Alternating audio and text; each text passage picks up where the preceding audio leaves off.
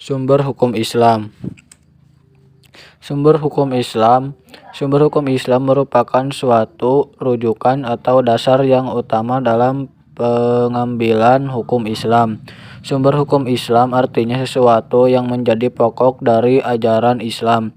Sumber hukum Islam bersifat berinamis, benar, dan mutlak, serta tidak pernah mengalami kemandegan, kepanaan, atau kehancuran. Adapun yang menjadi hukum Islam yaitu Al-Quran, hadis, dan ijtihad. Jenis dan definisi sumber hukum Islam. Al-Quran. Al-Quran merupakan wahyu Allah Subhanahu wa Ta'ala yang disampaikan kepada Nabi Muhammad SAW sebagai pedoman hidup umat manusia. Secara bahasa, Al-Quran artinya bacaan, yaitu bacaan bagi orang-orang yang beriman bagi umat Islam. Membaca Al-Quran merupakan ibadah. Dalam hukum Islam, Al-Quran merupakan sumber hukum yang pertama dan utama.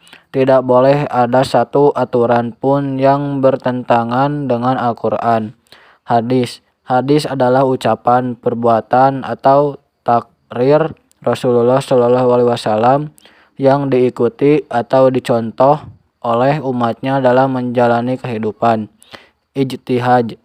Ijtihad adalah mencurahkan segenap tenaga dan pikiran secara bersungguh-sungguh untuk menetapkan suatu hukum. Oleh karena itu, tidak disebut ijtihad apabila tidak ada unsur kesulitan di dalam suatu pekerjaan.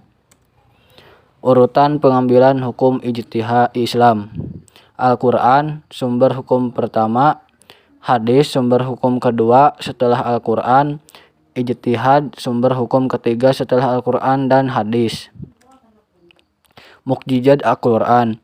Al-Quran merupakan mukjizat abadi Nabi Muhammad SAW.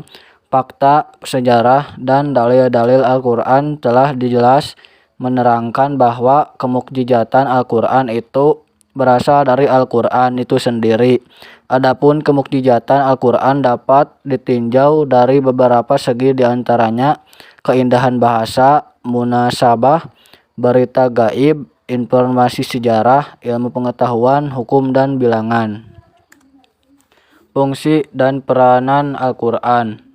Sebagai Al-Huda atau petunjuk, sebagai Al-Furqan atau pemisah, sebagai Al-Mau'ijah atau nasihat, sebagai Asy-Syifa atau obat.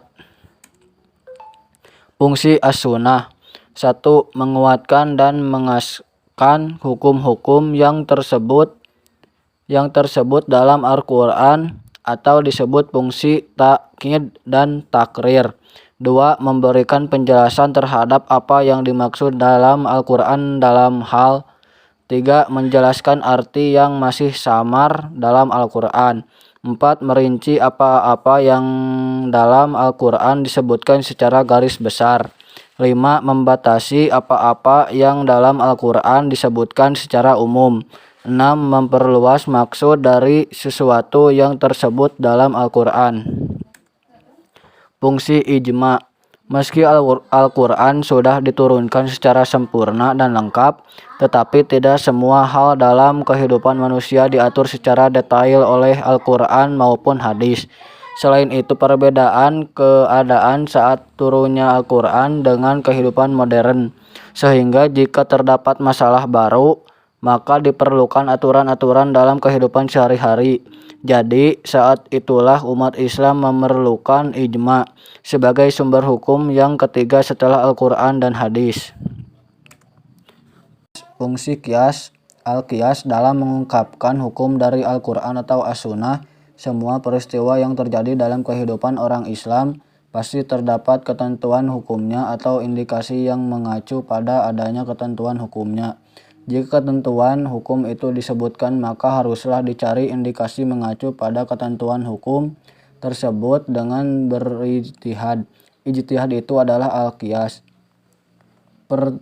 Pernyataan tersebut menegaskan bahwa fungsi al-qiyas itu sangat penting dalam mengungkapkan hukum dari dalilnya Al-Quran atau As-Sunnah, guna menjawab tantangan peristiwa yang dihadapi kaum muslimin yang tidak secara tegas disebutkan dalam Al-Quran atau As-Sunnah.